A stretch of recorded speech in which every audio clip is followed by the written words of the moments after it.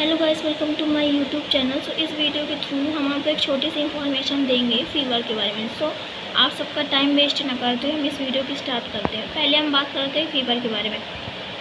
Fever is also called pyrexia. Fever को हम पैरिक्सिया भी कहते हैं। पैरिक्सिया जो होता है तो मेडिकल टर्म होता है। हम मेडिकल टर्म में फीवर की प्लेस पर पैरिक्सिया का यूज़ करते हैं। अब हम बात करें सिम्टम इन फीवर्स। अगर जो हमको फीवर है तो हमारे बॉडी में कौन कौन से सिम्टम्स होंगे। तो फर्स्टली हम बात करते हैं शिवरिंग, ठंड से कांपना, हेडेक, सिर दर्द, स्वेटिंग, लॉस ऑफ एपेटाइट का मीन्स होता है भूख ना लगना, डिहाइड्रेशन मीन्स होता है पानी की कमी होना, वीकनेस कमज़ोरी होना, फटीगनेस थकावट होना। अब हम बात करते हैं टाइप ऑफ फीवर कि जो फीवर होते हैं वो कितने टाइप्स के होते हैं। तो फर्स्टली हम बात करते हैं कंटिन्यूअस फीवर। कंटिन्यूअस फीवर जो होता है तो इसमें हमारे जो बॉडी का टेम्परेचर रहता है वो 37 डिग्री सेल्सियस से हाई रहता है किसी भी टाइम। अगर जो हम देखें तो कंटिन्यूअस फीवर में हमारे बॉडी का टेम्परेचर मतलब कि एनी टाइम हाई रहेगा। हमारे बॉडी का अगर नॉर्मल टेम्परेचर देखा जाए तो 37 डिग्री सेल्सियस होता है। एंड देन अगर जो हम फ़ारेनहाइट की बात करते हैं तो 98.6 डिग्री फ़ारेनहाइट होता है। अब हम सेकेंड बात करते हैं कि इंटरमिटेंट फीवर। सो अब इंटरमिटेंट फीवर क्या होता है। अब इंटरमिटेंट का मतलब होता है कि रुक रुक कर फीवर आना। तो अब इंटरमिटेंट में जो 24 घंटे होते हैं तो 24 घंटे में 1 टाइम्स जो हमारा फीवर होता है वो डिक्रीज़ होता है और बाकी टाइम्स जो हमारा फीवर होता है वो हाई लेवल पर रहता है, पीक लेवल पर रहता है। थर्ड हम बात करते हैं रिमिटेंट फीवर के बारे में।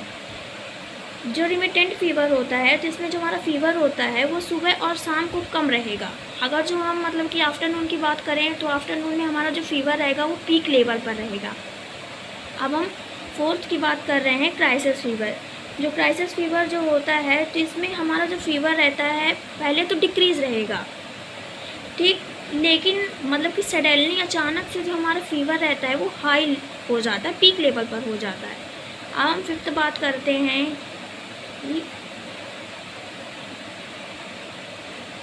रेगुलर फीवर के बारे में। ठीक है कि रेगुलर फीवर क्या होते हैं। रेगुलर फीवर जो होता है तो कुछ दिन जो हमारा फीवर रहेगा वो डिक्रीज़ रहेगा, लेकिन सडनली अचानक से इसमें भी जो हमारा फीवर होता है वो ज़्यादा होने लगता है। अब हम सिक्स्थ बात करते हैं रीगर फीवर के बारे में। जो रीगर फीवर होता है तो ये कभी भी मतलब लो हो सकता है और अभी भी हाई हो सकता है। रीगर फीवर में कोई भी फिक्स नहीं रहता है कि अगर जो हमारा फीवर हाई है तो हाई रहेगा या फिर लो है तो लो रहेगा। रीगर फीवर में फीवर जो हमारा होगा वो हाई लो दोनों होते हैं। अब हम 7 नंबर बात करते हैं कि लो ग्रेड फीवर के बारे में। जो लो ग्रेड फीवर होता है तो इसको हम शिवरिंग भी कह सकते हैं, एज लाइक शिवरिंग, क्योंकि इसमें हमको ठंड लगकर बुखार आती है। अब हम 8th बात करते हैं हाई ग्रेड फीवर। जो हाई ग्रेड फीवर होता है तो इसमें हमारे बॉडी का जो टेम्परेचर होता है 99 डिग्री फ़ारेनहाइट हो जाता है।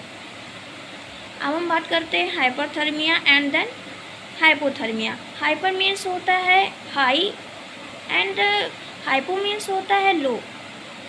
तो जो हाइपरथर्मिया होता है तो हाइपरथर्मिया में जो हमारे बॉडी का टेम्परेचर रहता है 102 डिग्री फ़ारेनहाइट से ज़्यादा हो जाता है और हाइपोथर्मिया जो होता है तो इसमें 102 डिग्री फ़ारेनहाइट से कम हो जाता है। अब हम लास्ट वन की बात करें रिलैप्सिंग फीवर।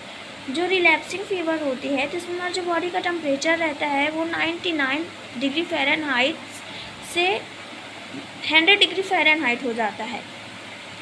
अब हम बात करते हैं कि मैनेजमेंट ऑफ फीवर। अगर जो हमको फीवर है तो हम इसमें कौन कौन से मैनेजमेंट कर सकते हैं। फर्स्टली हेडिसिन हो गया, सेकंड जो होता है तो न्यूट्रिशन, थर्ड जो होता है तो एनर्जी ड्रिंक अगर जो हम यूज़ करेंगे तो फीवर हमारा रिड्यूस हो सकता है। कीप रेस्ट, अगर जो हम रेस्ट कर रहे हैं तो हमारा फीवर जो होगा वो रिड्यूस हो सकता है। हेल्थी डाइट का अगर जो हम यूज़ कर रहे हैं प्रॉपर अमाउंट में vitamins, minerals, protein and fat ये सब यूज़ कर रहे हैं मतलब कि इनटेक कर रहे हैं तो हमारा जो फीवर होगा वो रिड्यूस हो सकता है। अब हम लास्ट वन की बात करें, स्पॉन्ज। अब स्पॉन्ज का मतलब होता है ठंडे पानी की पट्टी। अगर जो हमको फ़ीवर है, हम ठंडे पानी की पट्टी अपने सिर पर मतलब अप्लाई कर रहे हैं, तो उससे भी हमारा फ़ीवर कम हो सकता है। क्योंकि जो मतलब कि स्पॉन्ज होता है, तो स्पॉन्ज मतलब हो जाएगा कि कोल्ड एप्लीकेशन का हम यूज़ कर रहे हैं। अब हम बात करते हैं कि पैरासीटामोल में कॉम्बिनेशन कौन कौन से होते हैं। जो पैरासीटामोल 500 mg का होता है, तो उसमें कैफीन जो होता है तो 25 ग्राम होता है। और सेकंड जो होता है, अगर जो PCM जो होता है 500 मतलब कि mg का होता है, तो उसमें डोमपेरिडोम जो होता है वो 10 mg मिला हुआ रहता है। अगर जो हम थर्ड बात करें, तो PCM जो होता है, अगर जो 325 मतलब कि mg है, तो उसमें 20 mg जो होता है तो कोडीन भी होता है।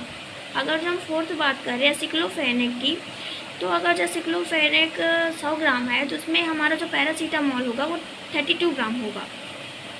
आई होप अगर जो आप सबको हमारे वीडियो अच्छा लगे तो please like, subscribe and share my YouTube channel. Thanks for watching a video.